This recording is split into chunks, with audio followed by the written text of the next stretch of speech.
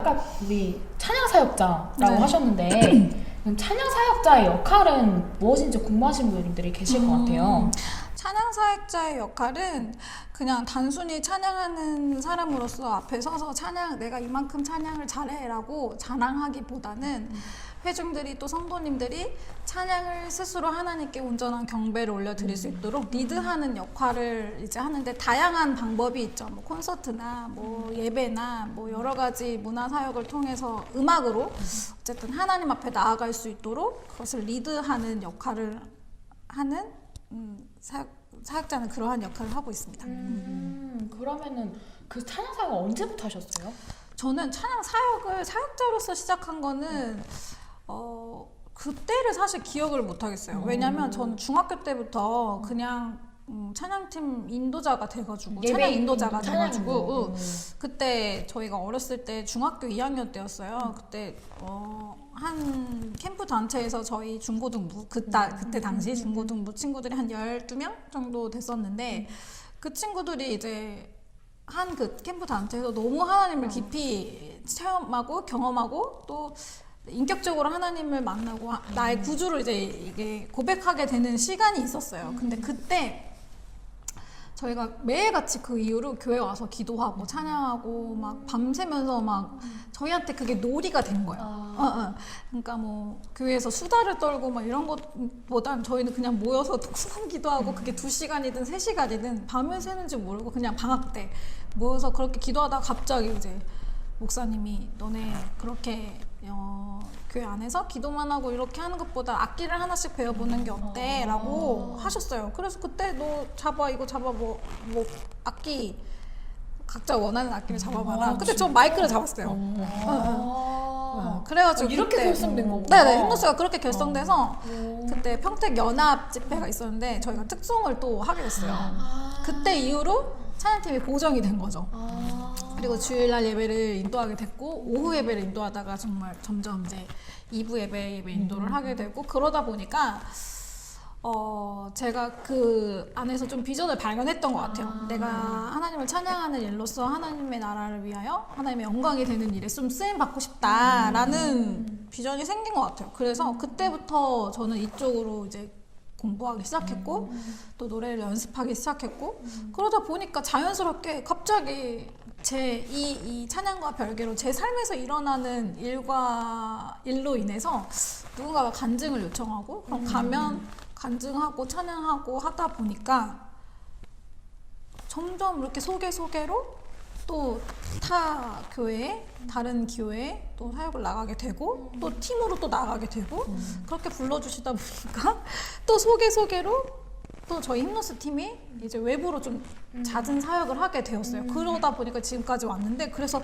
제가 딱 사역을 시작한 거는 너무 어릴 때여가지고 언제부터 시작했다라고 하기보단 그냥 교회에서 찬양팀 열심히 하다 보니까 소개로 자연스럽게 나가다가 이렇게 앨범을 내게 된 것 같아요.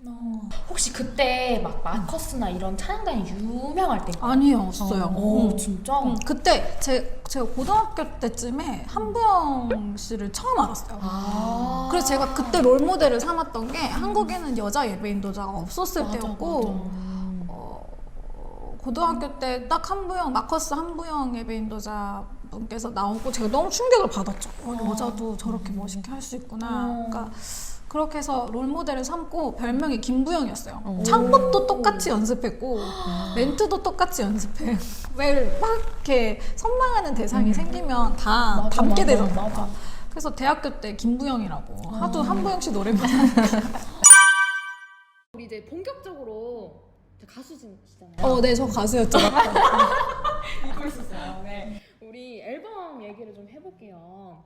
김재전 선생님의 1집 다스림입니다. 여기 좀 이렇게 사진이 갈 거긴 한데, 네, 1집 다스림입니다. 이 앨범에 대해서 소개를 좀 부탁드릴게요.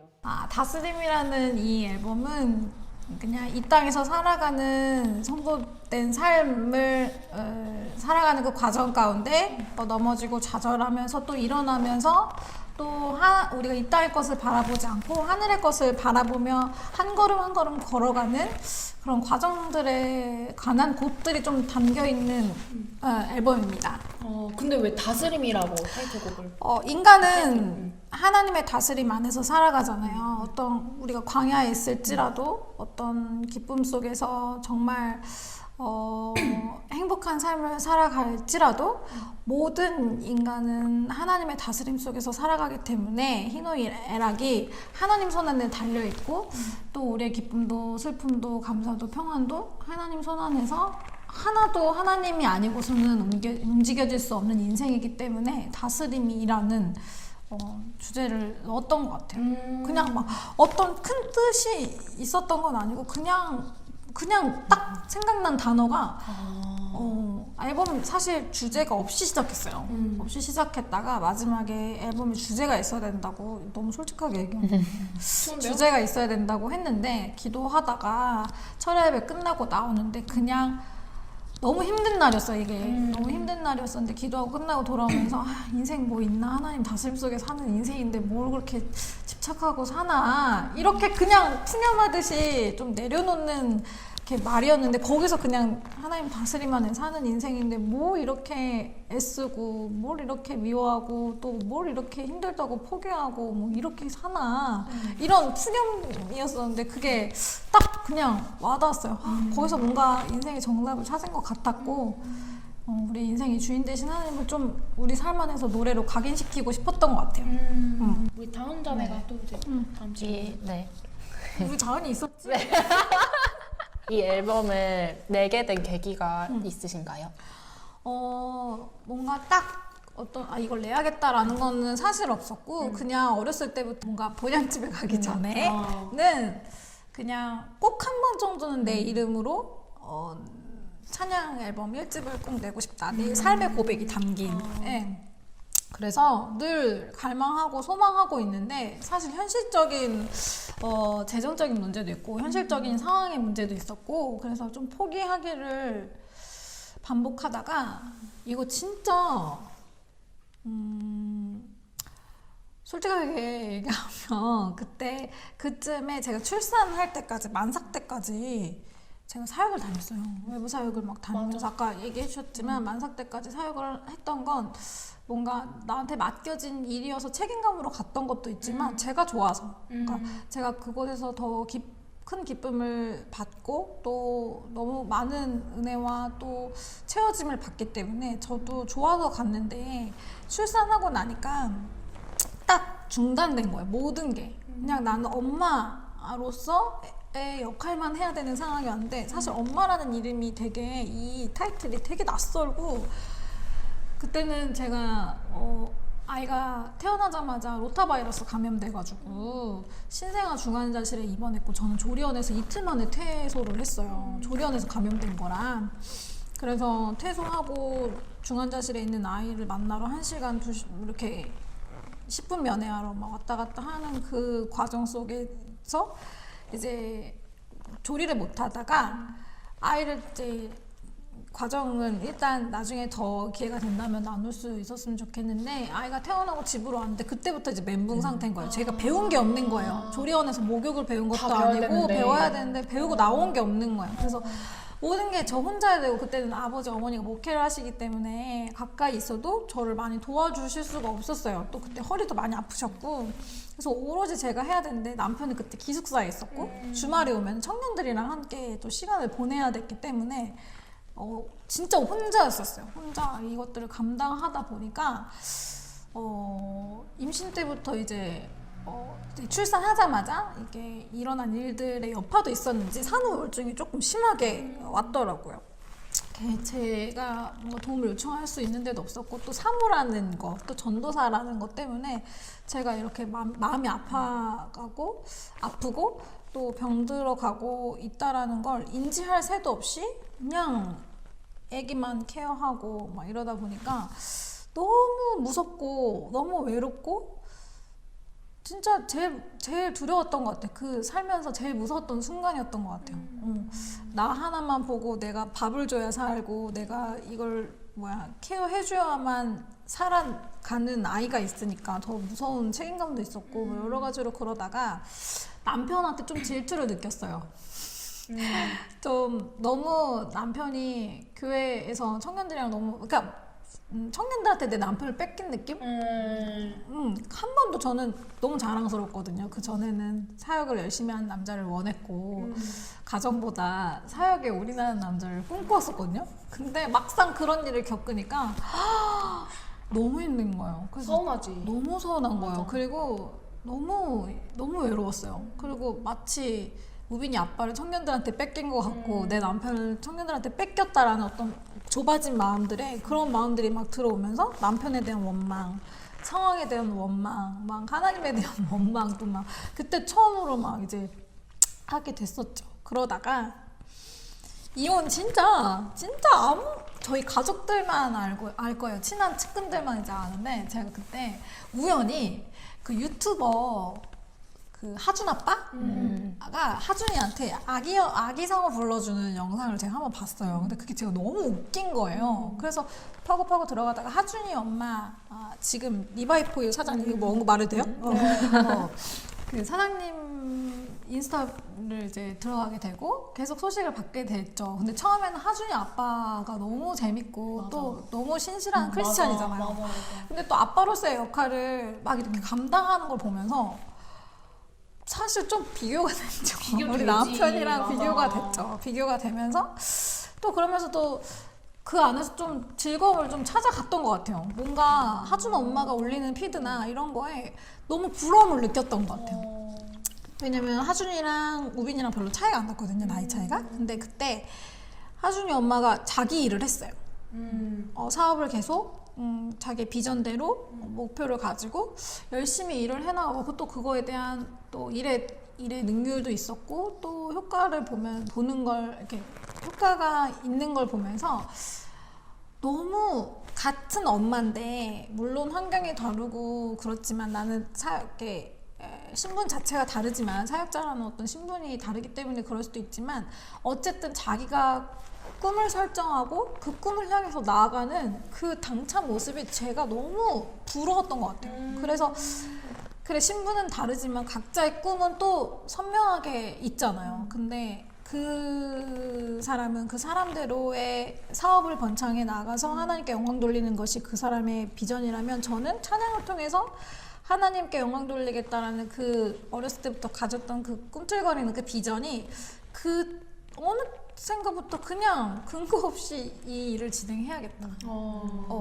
앨범을 내야겠다. 지금 내가 찬양 팀으로 사역을 할 수는 없고 그래서 내가 지금 여기서 내가 할 수 있는 게 뭘까라고 사역자 김재로서 찬양하는 사람 김재로서 엄마 와이프 빼고 사모 빼고 김재로서 내가 할 수 있는 게 뭘까? 내가 받은 사명을 지금 내 현장에서 지킬 수 있는 게 뭘까 하다가 앨범을 이 시기에 좀 내고 싶다. 그럼 내가 살 것 같은 거예요. 그때는 그랬어요. 그래서 시작을 하고 싶은데 돈이 없잖아요. 근데 페이스북에 보다가 그 녹음실 대여를 되게 진짜 파격적으로 좀 저렴하게 오픈해서 좀 이렇게 저처럼 음악은 하고 싶고 뭔가 자기의 꿈을 이루고 싶은데 재정적인 한계에 부딪혀서 엄두도 내지 못하는 사람들을 위해서 어떤 한 목사님께서 그 스튜디오를 정말 저렴하게 이렇게 대여해 주시고 대관해 주시는 그 사역들을 한다라는 글을 봤어요. 그래서 정말 알지도 못하는 목사님한테 문의를 그냥 했어요. 저 혼자 남편한테도 말 안 하고 부모님한테도 말 안 하고 그냥 문의를 해봤어요. 그런데 막상 통화하기로 하려고 하니까 또 용기가 안 나는 거예요. 막상 했는데 비싸면 어떡하지? 막 그런 고민들을 했는데 그러다가 제가 어디서 뭐가 나오겠어요. 그래서 저희 아버지한테 아빠 제가 이러이러한 고민이 있고 제가 이렇게 하다가 너무 이제 정말 너무 힘든데 제가 다시 사역자로서 뭔가 일어서고 싶고 꿈을 이루고 싶고 또 지금 아니면 안 될 것 같다라는 마음이 제 안에서 자꾸만 있는데 뭔가 도전하고 싶다라는 마음이 처음 생겼는데 어떻게 할까요? 라고 했을 때 아버지가 왜 고민을 하는지 이해를 못 하시듯이 아빠가 있는데 뭘 그렇게 고민을 하냐 그러면서 이제 말씀해 주셨는데 제가 그때도 좀 흔들렸어요. 이게 어쨌든 재정적인 부담이 저한테서 아버지한테로 옮겨지는 거기 때문에 너무 고민이 큰 거예요. 남한테 민폐 끼치기는 싫고, 남이 아니라 가족들한테 민폐 끼치기는 싫고, 또 이제 주어진 상황은 또 이렇고, 또 포기하기도 또 아닌 것 같고, 마음에 확신이 자꾸만 있는데 도전하고 싶은 열망도 있는데 그러다가 이제 아버지가 또 한 번 저를 설득해 주셨어요. 그러면서 하셨던 말씀이 제가 지금 네 목소리가 내년에도 그렇게 나올 수 있을 것 같냐. 제가 성대 결절이 있거든요. 결절이 있는 상태에서 음성 치료를 받다가 음성 치료도 소용이 없을 만큼 선천적으로 약하게 태어났기 때문에 노래면 하면 안 된다고 했어요. 네, 노래를 하면 안 된다고 파워풀하시거든요. 네. 노래를 하면 안 된다고 하셨는데 그냥 지금까지 어떻게 왔어요. 그렇게 했는데 지금 이제 아버지는 걱정이셨던 거죠. 제 성대 상태가. 그래서 네가 내년에도 그렇게 할 수 있겠냐? 그런 목소리가 나올 수 있겠냐? 하는데 거기서 그냥 뻔뻔하게 그치? 그랬더니 아버지가 딱 제가 이제 뒤는 걱정하지 말고 돈도 걱정하지 말고 아빠가 도와줄 테니까 너의 꿈을 이제는 마음껏 펼쳐봐. 누구 눈치 보지 말고 돈도 걱정하지 말고 그냥 문의도 하고 당당하게 하겠다고 해. 그래가지고 전화해서 저 얼마죠?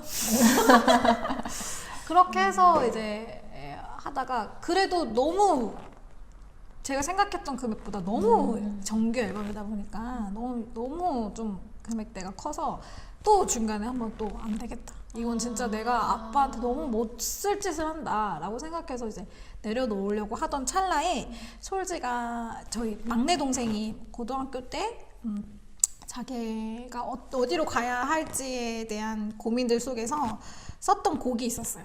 그게 지금 1번 트랙 너 아브라함이거든요. 근데 그 너 아브라함의 노래를 저한테 들려주는데 그때 그게 하나님의 음성처럼 들렸어요. 내가 어디로 가야 하는지 내가 하나님의 약속을 어떻게 반응하며 나아가야 될지에 대해서 하나님이 저한테 뭔가 길을 이렇게 닦아주시고 내가 닦아만 놓을 테니 넌 그냥 가라고 말씀해 주시는 것 같았어요. 그래서 다시 아버지한테 말씀드렸더니 그러니까 그만하고 빨리 진행하라니까. 그래서 오케이 그렇게 진행을 하게 됐죠. 그래서 멋있다. 네 너무 길었죠. 그 아버지가 길었어요. 저희 담임 목사님이십니다. 아 네네 두 자매 담임 목사님. 멋있지 않아요? 진짜 멋있어요. 저희 아버지지만 정말 멋있습니다. 네, 좋습니다. 타이틀곡이 내일 일은 안 몰라요인데. 아니에요, 내주님 다스리네요. 지니뮤직에 그럼 이거 그게 요청을 했는데 안 바뀐 거야. 총 9곡으로 네, 9곡 구성이 되어 있고, 그다음에 타이틀곡이 내주님 다스리네.